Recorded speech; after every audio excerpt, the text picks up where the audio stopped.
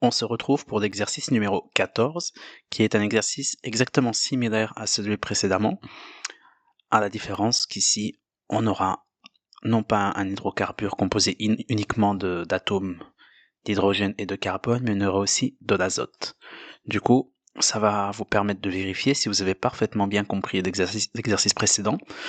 Du coup, je vous invite à vraiment essayer de faire par vous-même et à ensuite voir et comparer ce que vous aurez trouvé par rapport à la résolution que je vais vous mettre à l'instant. Du coup, on va lire l'énoncé ensemble et c'est parti pour l'exercice numéro 14. On nous demande: quelle est la formule moléculaire brute d'un composé gazeux constitué de carbone, d'hydrogène et d'azote, sachant qu'il contient 55,8% de carbone et 11,7% d'hydrogène? Si on sait que sa masse volumique est de 1,92 g par litre ATPN, température et pression normale, quelle est sa formule moléculaire? Très bien. Du coup, c'est exactement similaire à ce qui avait été fait précédemment. Ici, on nous dit qu'on a 55,8% de carbone d'hydrogène, 11,7% de... Pardon, 55,8% de carbone, 11,7% d'hydrogène, mais on nous dit que c'est un composé qui est constitué de carbone, d'hydrogène et d'azote. Et du coup, forcément, pour arriver au 100% restant, tout ce qui va rester, en fait, c'est de l'azote. Du coup, le pourcentage d'azote, c'est tout simplement, en fait, égal à... On va prendre... Oups, c'est très très moche. Je vais mieux écrire. C'est en fait 100% moins les 55,8% de carbone, moins les 11,7% d'hydrogène. Et si on fait ça, en fait, on va trouver 32,5% d'azote. Et du coup, si on considère qu'on a un échantillon de 100 grammes, ça voudrait dire qu'en fait, on a 55,8 grammes de carbone, qu'on a 11,7 grammes d'hydrogène, mais qu'on a également 32,5 grammes d'azote. Et voilà. Et maintenant, on va dire, préfacé l'exercice et on a tout ce qu'il nous faut pour résoudre l'exercice. Et dans un premier temps, on va déterminer la formule brute. Je vais mettre un petit 1 ici. Mais avant de déterminer la formule brute, on doit déterminer les rapports molaires. Et pour déterminer les rapports molaires, on a besoin de déterminer la quantité de matière de mol. Et pour ça, on va utiliser ce qu'on vient de retranscrire ici, c'est-à-dire les masses. Du coup, pour déterminer la quantité de matière du carbone, on sait que sa masse dans le composé pour un échantillon de 100 grammes est de 55,8 grammes. On va diviser par la masse molaire du carbone, qui vaut 12,01 grammes par mol, et on va trouver une quantité de matière qui vaut 4,65 mol. Maintenant, je vais calculer pareil, mais pour l'hydrogène, on va aller assez vite. On a 11,7 grammes, auquel on divise par 1,01 g par mol, qui est la masse molaire de l'atome d'hydrogène, et on trouve une valeur de 11, plus ou moins pareil, parce qu'on divise pratiquement par 1, 11,98 mol. Et enfin, on va faire pareil, mais maintenant pour l'azote, on a 32,5 grammes qu'on va diviser par la masse molaire de l'azote qui vaut 14,01 grammes par mol, et on va trouver une valeur de 2,32 mol. Et maintenant, ce qu'on va faire, c'est qu'en fait, on va déterminer maintenant les rapports molaires, vu qu'on a les quantités de matière. Pour ça, je vais tracer une petite séparation ici. et on va déterminer les rapports molaires. Et pour ça, par exemple, si on prend... Ici, en fait, on va simplement s'amuser et jouer à déterminer des rapports. Si on prend le nombre de moles de carbone, qu'on divise par le nombre de moles d'azote.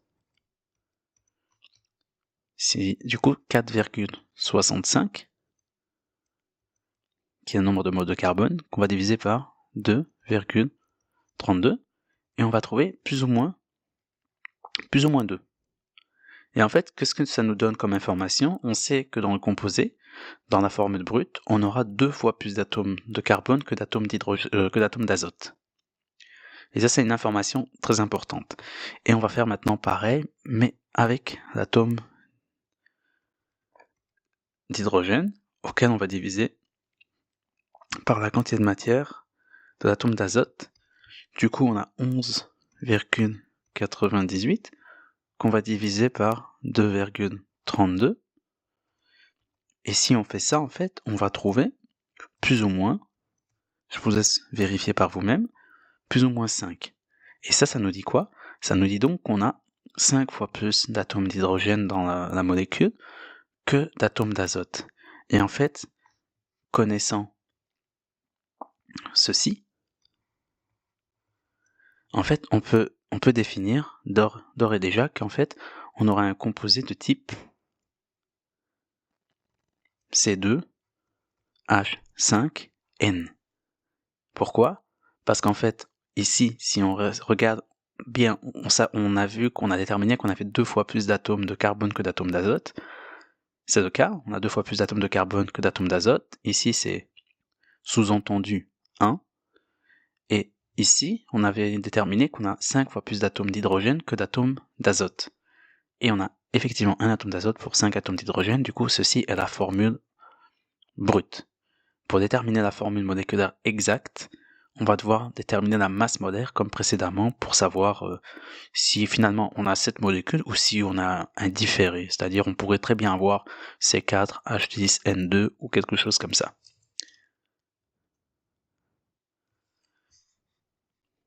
Bien, je vais taper un petit 2 et je vais écrire formule moléculaire. Mais pour déterminer la formule moléculaire, on doit déterminer la masse molaire du composé grâce à la masse volumique qui est donnée dans l'énoncé, et on a 1,92 g par litre. Je vous refais pas la démonstration de comment on arrive à la formule que je vais écrire maintenant, mais je vous renvoie en fait à l'exercice numéro 13 où j'ai vraiment bien développé comment on arrive à cette formule, et la formule c'est masse molaire qui est égale à ρ fois volume molaire. C'est pas très compliqué d'arriver à cette formule, je vous renvoie vraiment à l'exercice 13. Et en fait, dans l'énoncé, on sait que la masse volumique vaut 1,92 g par litre, et que le volume molaire d'un gaz parfait occupe un volume de 22,4 litres par mole. Simplification des litres, on va bien tomber sur des grammes par mole, et en fait on va trouver une masse molaire qui vaut 43,008 grammes par mole. Très bien. Et du coup, qu'est-ce qu'on remarque en fait? Ce qu'on avait trouvé comme formule brute, avant de trouver la formule moléculaire que j'ai pas encore inscrite, c'est qu'on avait trouvé, grâce au rapport molaire, qu'on avait un composé de type C2H5N.